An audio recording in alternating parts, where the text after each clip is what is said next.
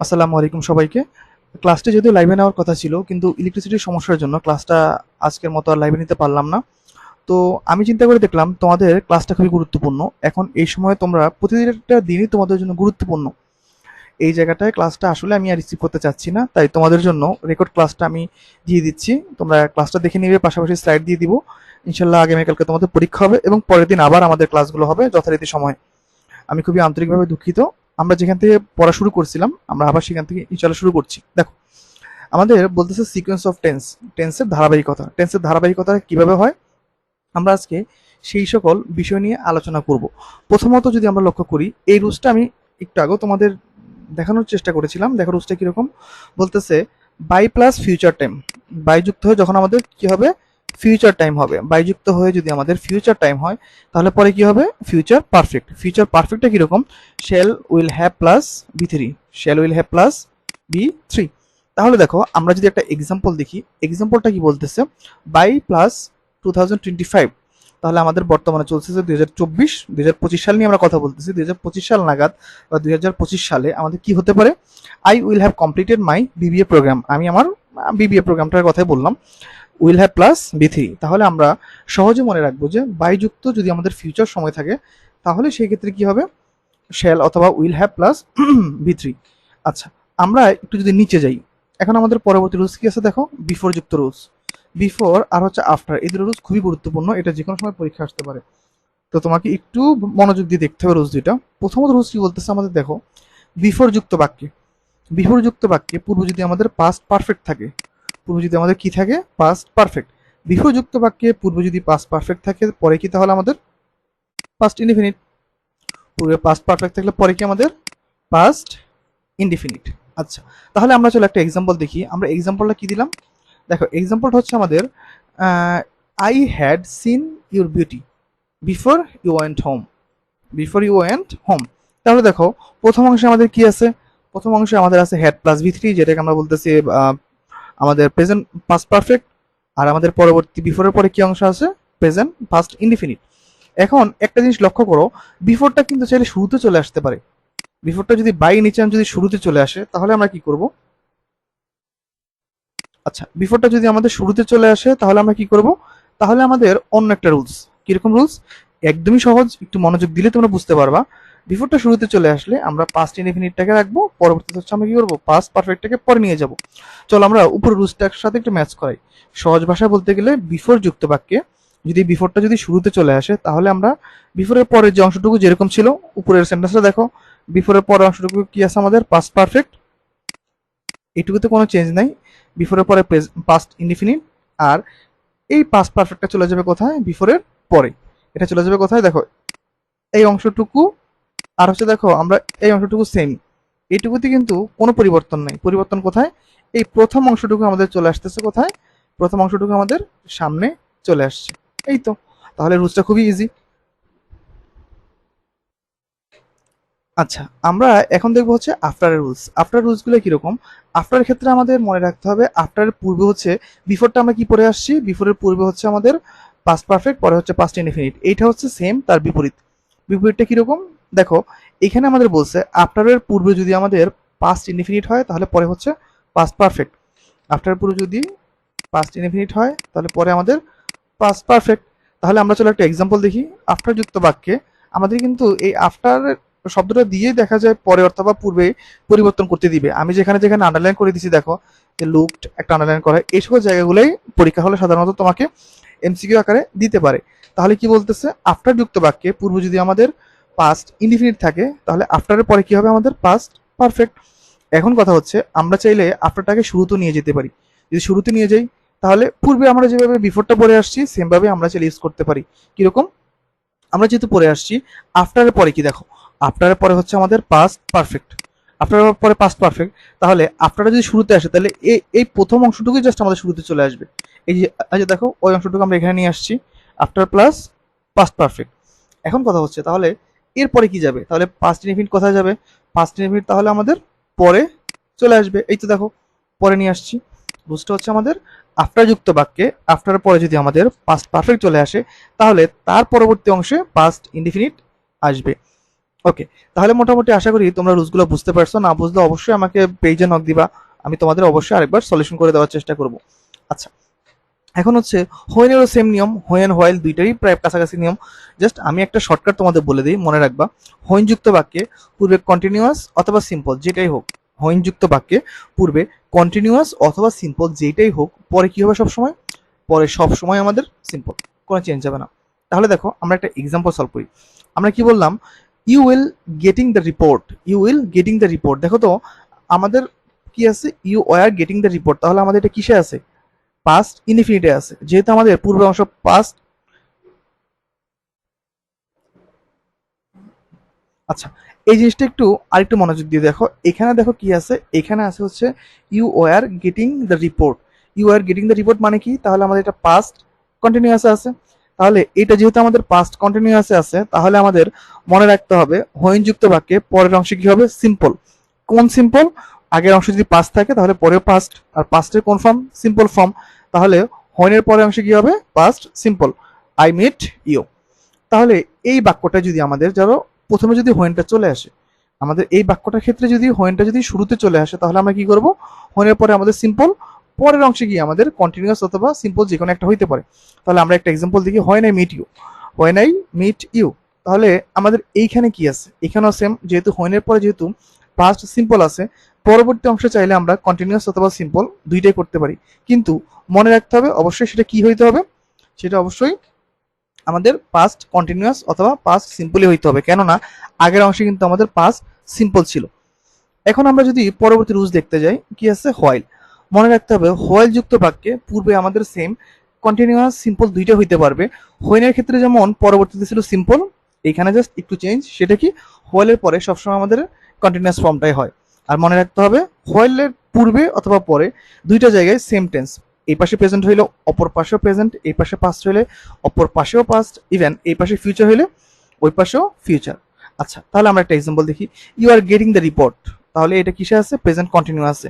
While যুক্ত বাক্যে পূর্বে কন্টিনিউয়াসে আছে, সেটা কোন টেন্সে, প্রেজেন্ট কন্টিনিউয়াসে। তাহলে আমাদের মনে রাখতে হবে পরের অংশ কিসে আসবে, আমাদের পরের অংশ আমাদের কন্টিনিউয়াসই হবে, কেননা আমরা জানি হোয়াইল যুক্ত বাক্যে পরবর্তী অংশ সবসময় কন্টিনিউয়াস টেন্সে হয়। তাহলে আমাদের পূর্বে যেহেতু প্রেজেন্ট আছে, এইটাও আমাদের প্রেজেন্ট কন্টিনিউয়াস টেন্সে হবে। তাহলে পরবর্তী রুলসটা তোমরা আগেই পড়ে আসছো, হোয়াইল যুক্ত বাক্যে যদি আমাদের পরে যেহেতু আমাদের কন্টিনিউয়াস আছে, তাহলে সবার প্রথম অংশটুকু, এই অংশটুকু আমাদের কোথায় চলে যাবে, পরে চলে যাবে। এই তো শেষ। তাহলে while I am reading book you are getting the report. আচ্ছা, সিন্স অ্যাজ বিকজ, এখন এইখানে একটা রুলস আছে যে সিন্স অ্যাজ বিকজ এর ক্ষেত্রে সাধারণত প্রায় ক্ষেত্রে একই টেন্স হয়, কেননা দুইটাই একই টেন্সকে বিদ্যমান থাকে। কিরকম, পূর্বে যে টেন্স পরেও কি সেম টেন্সই হয়। দেখো, I go to my home since you call me, আমি বাসায় গিয়েছিলাম যখন নাগাদ তুমি আমাকে কল দিয়েছিলে। আচ্ছা, এরপরে দেখো আমরা আরেক কিছু রুলস দেখবো। এখন আমাদের এখানে হচ্ছে দুইটা ইম্পর্টেন্ট রুলস, কিরকম, দুইটা হচ্ছে একটু ইম্পর্টেন্ট রুলস, আমি একটু বড় করে দেই। আচ্ছা, এই এই দুটো রুলস থেকে গুচ্ছ অথবা নার্সিং পরীক্ষায়, নার্সিং ভর্তি পরীক্ষায় আসার সম্ভাবনা অনেক বেশি। এখন সিন্স আর ফর দুইটাই কিন্তু সাধারণত আমাদের একই টেন্সে হয়, শুধুমাত্র পরের অংশটুকু দেখে আমাদের বুঝতে হবে এখানে সিন্স হবে না ফর হবে। তাহলে একটা জিনিস খেয়াল করে দেখো, আমাদের মনে রাখতে হবে যে আমাদের সিন্স দ্বারা শুধুমাত্র সময়টাকে মিন করবে। সকাল হতে পারে, বিকাল হতে পারে, ধরো সাপোজ সন্ধ্যা হতে পারে, তারপর হচ্ছে ধরো স্টারডে হতে পারে, টুমোরো হতে পারে, তারপর ধরো কোনো একটা সিজন বুঝাইতে পারে, উইন্টার, সামার। আর ফরের ক্ষেত্রে কি হবে দেখো, পরবর্তীতে তোমাকে এটা কোনো সময় বলে দিবে, 2 hours, 5 hours, last 5 days, last 2 weeks, এভাবে আমাদের সময়গুলো উল্লেখ করে দিবে। তাহলে আমাদের সিন্স আর ফরের ক্ষেত্রে মনে রাখতে হবে সবসময় প্রেজেন্ট পারফেক্ট কন্টিনিউয়াস টেন্স হবে। আর যখন পরবর্তীতে যখন সময় থাকবে, নির্দিষ্ট একটা সময়ের নাম থাকবে, তখন হচ্ছে সিন্স। আর যখন সময়ের স্থানটায় যখন সংখ্যাবাচক সময় থাকবে, তখন হচ্ছে ফর। আচ্ছা, আমাদের এখন সিন্সের আমরা আরো দুইটা রুল দেখবো, সিন্সের আমরা আরো দুইটা রুলস শিখবো। রুলসগুলো কি বলছে দেখো, প্রথম রুলসটা হচ্ছে কি, আমাদের সিন্স যুক্ত বাক্যে পূর্বে যদি আমাদের প্রেজেন্ট টেন্স থাকে, পরে হচ্ছে পাস্ট সিম্পল। পুরো প্রেজেন্ট টেন্স মানে কি, মানে প্রেজেন্টের চারটা ফর্মের চারটাই হইতে পারে, ধরো indefinite, continuous, perfect, perfect continuous. তাহলে পরবর্তী অংশ কি হবে ভাইয়া, পাস্ট সিম্পল। দেখো বলছে কি আমাদের many years have passed, many years have passed. তাহলে আমরা মেনি ইয়ার্স হ্যাভ পাস্ট পড়ে দেখতে পারলাম যে এইখানে কি আছে, এখানে হচ্ছে আমাদের এটা প্রেজেন্ট পারফেক্টে আছে। তাহলে আমাদের আগেই বলছি পূর্বে প্রেজেন্টের 4টা ফর্মই থাকতে পারে, কিন্তু পরে কি থাকবে, পরে সবসময় আমাদের পাস্ট সিম্পল। তাহলে আমাদের পরে কিছু দেখো, since he left the village. Okay, আবার দেখো সিন যুক্ত বাক্যে যদি আমাদের আরেকটা রুলস হতে পারে, যদি আমাদের পাস্ট সিম্পল থাকে, যদি আমাদের কি থাকে ভাইয়া, পাস্ট সিম্পল থাকে, পরের অংশ আমাদের কি হবে, পাস্ট পারফেক্ট। পরের অংশ আমাদের পাস্ট পারফেক্ট। তাহলে আমরা কি লিখলাম, it was 10 years since we had first meet in our school. তাহলে দেখো সিন যুক্ত বাক্যে পূর্বে ওয়াজ পাস্ট সিম্পলে, তাহলে পরের অংশ কি হবে, হ্যাড প্লাস V3, যেটাকে আমরা বলি পাস্ট পারফেক্ট। অ্যাজ ইফ অথবা অ্যাজ দু যুক্ত বাক্যে কি হতে পারে, একটু সেন্সের মতোই একটু চেঞ্জ। কিরকম, অ্যাজ ইফ অথবা অ্যাজ দু যুক্ত বাক্যে পূর্বে যদি প্রেজেন্ট সিম্পল থাকে, পরে হচ্ছে পাস্ট সিম্পল, আর পূর্বে যদি প্রেজেন্ট সিম্পল থাকে, সরি পাস্ট সিম্পল থাকে, পরে হচ্ছে পাস্ট পারফেক্ট। তাহলে দেখো অ্যাজ ইফ অ্যাজ দু যুক্ত বাক্যে দেখো রহিম টক্স, রহিম থার্ড পারসন সিঙ্গুলার নাম্বার, ভার্বের সাথে এস বেস যুক্ত হয়েছে, তাহলে যেহেতু প্রেজেন্ট সিম্পল, তার পরের অংশে কি পাস্ট সিম্পল, তাহলে পাস্ট সিম্পলটা কিরকম, V2 নিউ। আচ্ছা, আবার দেখো অ্যাজ ইফ অ্যাজ দু যুক্ত বাক্যে পূর্ব যদি আমাদের পাস্ট সিম্পল থাকে, পূর্ব যদি আমাদের পাস্ট সিম্পল থাকে, তাহলে পরে কি আমাদের past perfect, had plus V3, had plus V3। ওকে, তাহলে মোটামুটি এই কটা রুলসই হচ্ছে আমাদের, সাধারণত এই কটা রুলসই হচ্ছে আমাদের গ্রামাটিক্যালের মধ্যে সিকোয়েন্স অফ টেন্সের রুলস। এই কটা রুলস যদি তুমি যদি একটু মনোযোগ দিয়ে পড়তে পারো, এই রুলসগুলো যদি আরেকবার দেখো, ক্লাসটা যদি আরেকবার করো, ইনশাল্লাহ আশা করি তোমার আর কোনোই সমস্যা থাকবে না, এই কটা রুলস তুমি ইজিলি কভার করতে পারবে। ক্লাসটা করবা ইনশাল্লাহ, আমরা নেক্সট ক্লাসে যে টপিকগুলো পড়বো, পাশাপাশি আমি এইগুলোর ব্যাখ্যা তোমাদের আরেকবার বুঝিয়ে দেওয়ার ট্রাই করব।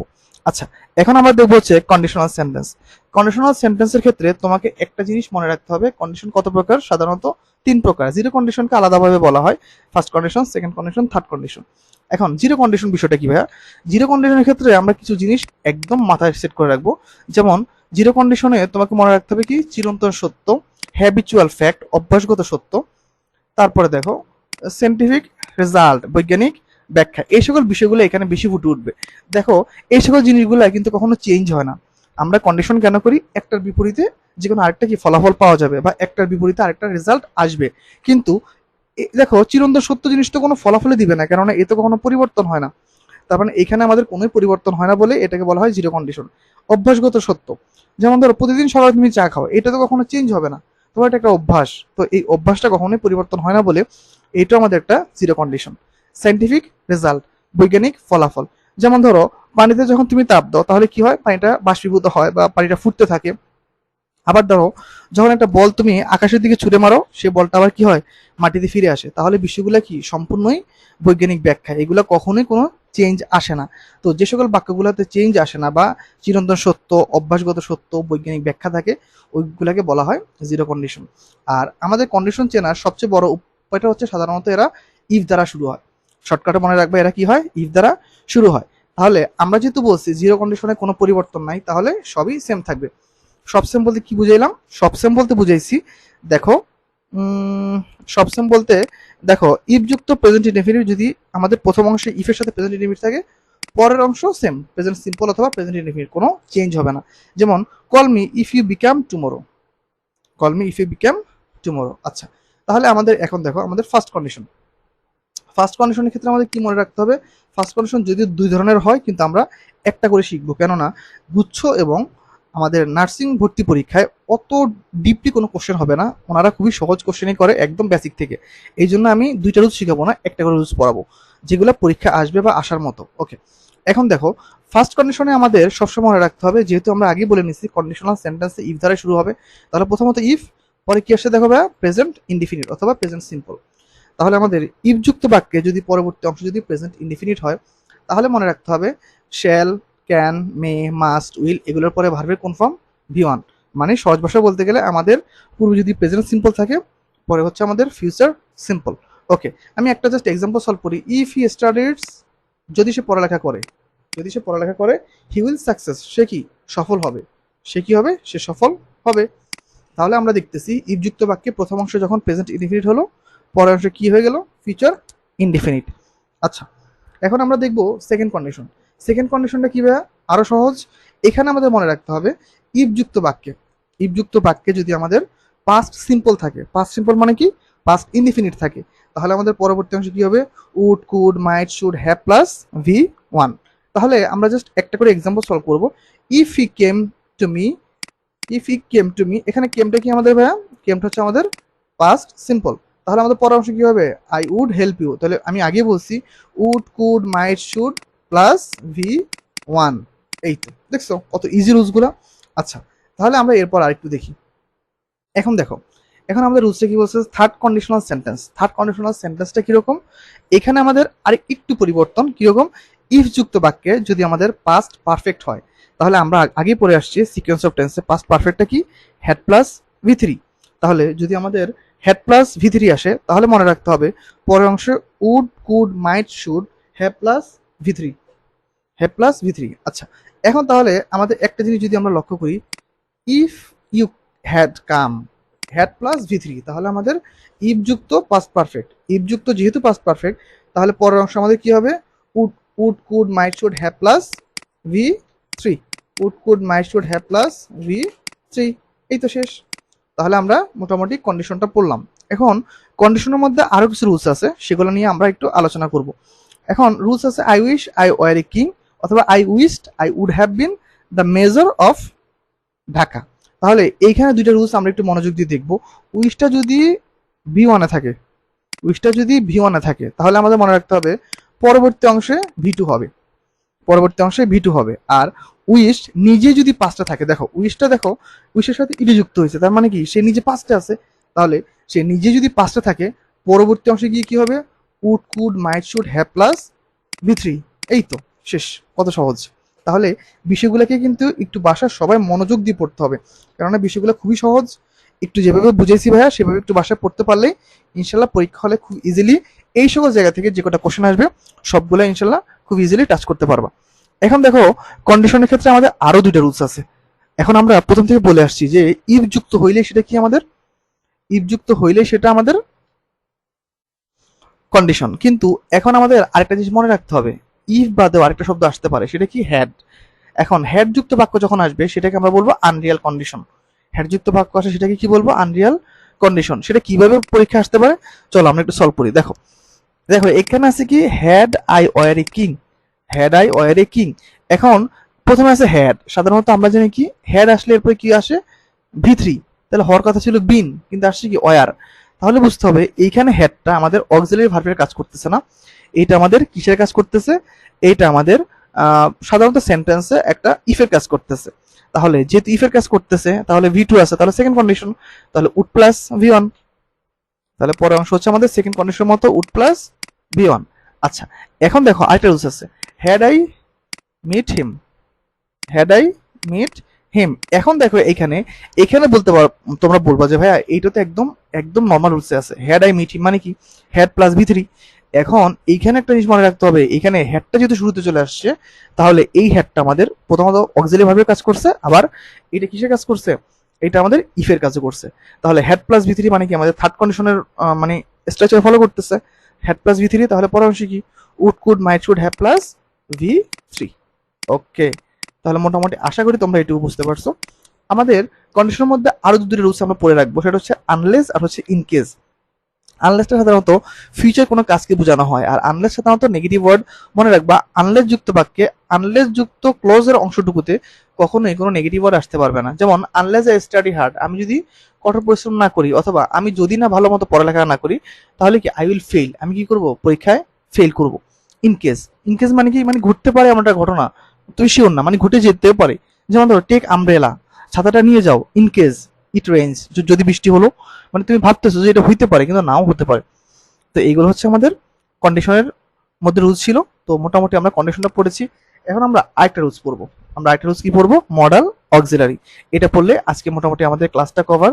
আমি ট্রাই করবো 30 মিনিটের মধ্যে ক্লাসটা তোমাদের কভার করার জন্য, কেননা তোমরা এই ক্লাসটা বারবার দেখবা, ট্রাই করবা যে মোটামুটি 2 থেকে 3 বার ক্লাসটা দেখতে পারলে তোমরা ইজিলি এটাকে ক্যাচ আপ করতে পারবা।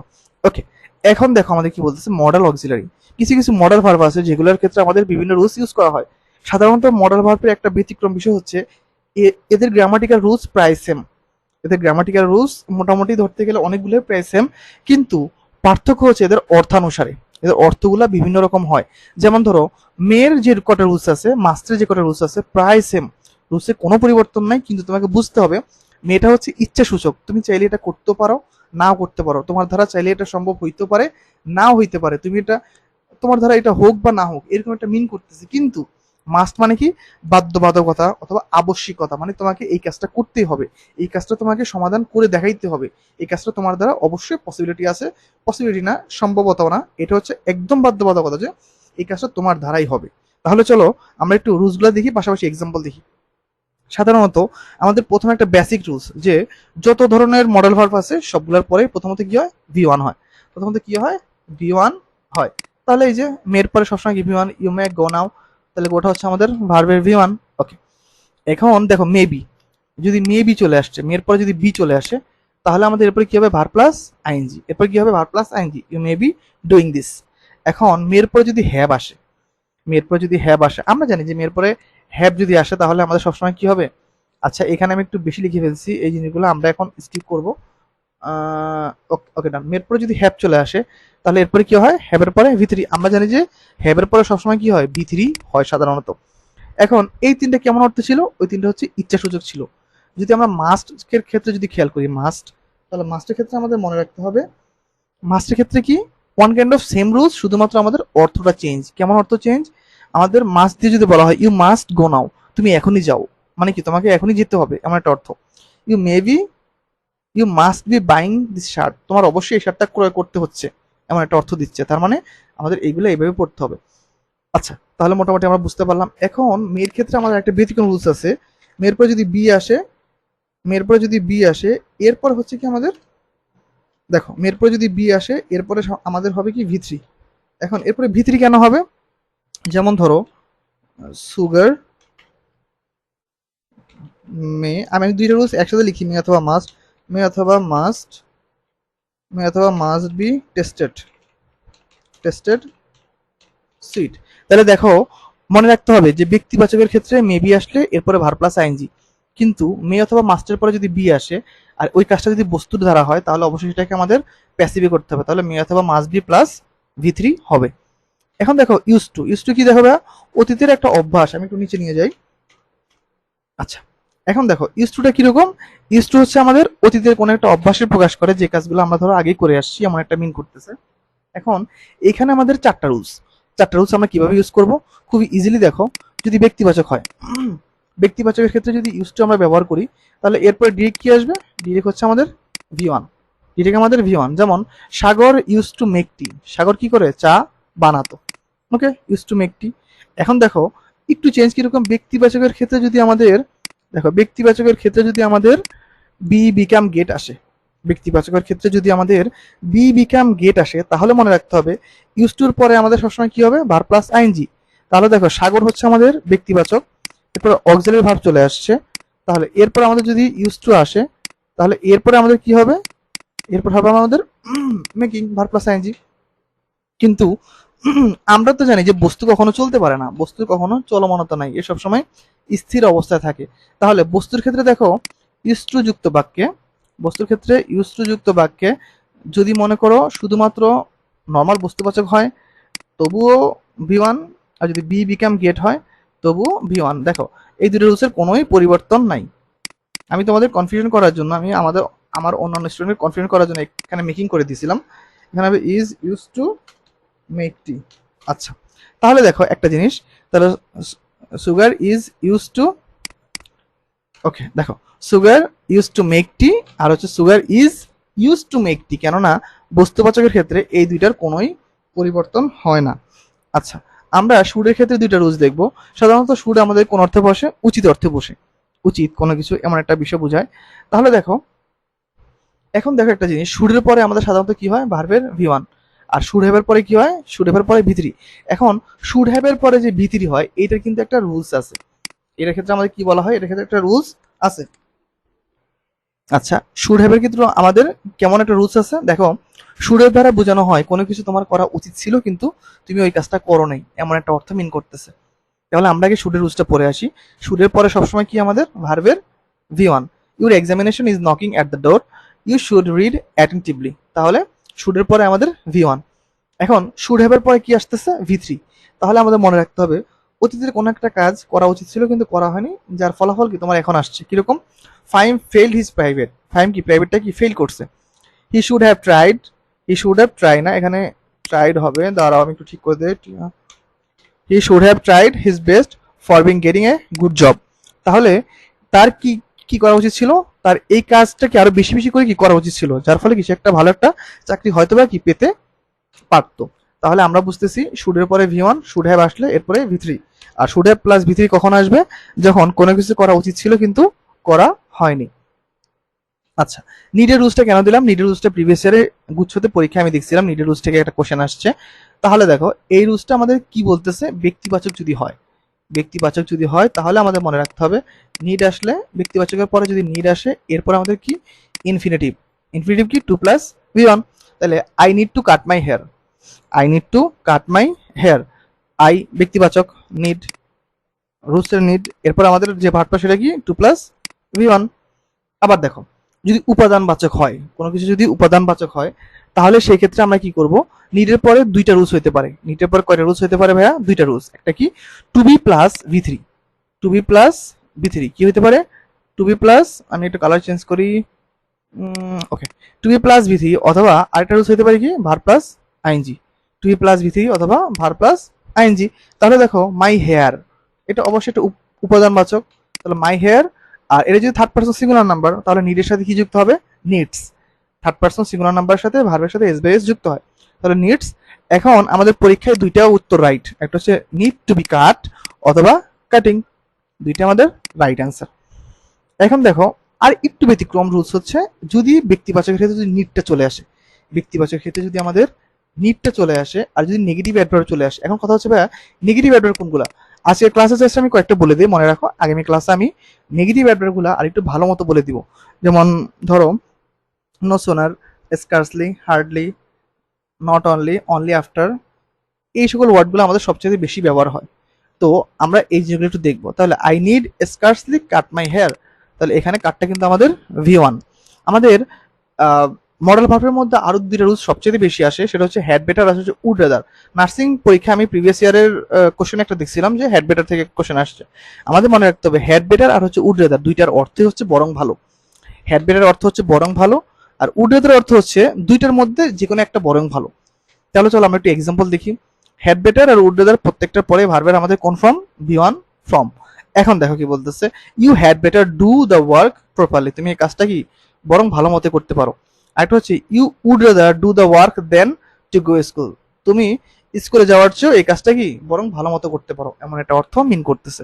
তাহলে আমরা মোটামুটি আজকের ক্লাসে 3টা টপিক কভার করলাম। আমি আবারও ক্ষমা চেয়ে নিচ্ছি তোমাদের কাছে, আমি ইলেকট্রিসিটি প্রবলেমের জন্য ক্লাসটা তোমাদের লাইভে দিতে পারিনি। তোমরা পিছিয়ে যাবা এমনটা ভেবে আমি ক্লাসটা রেকর্ড করে তোমাদের আমি আমার পেজে আপলোড দিয়ে রাখবো।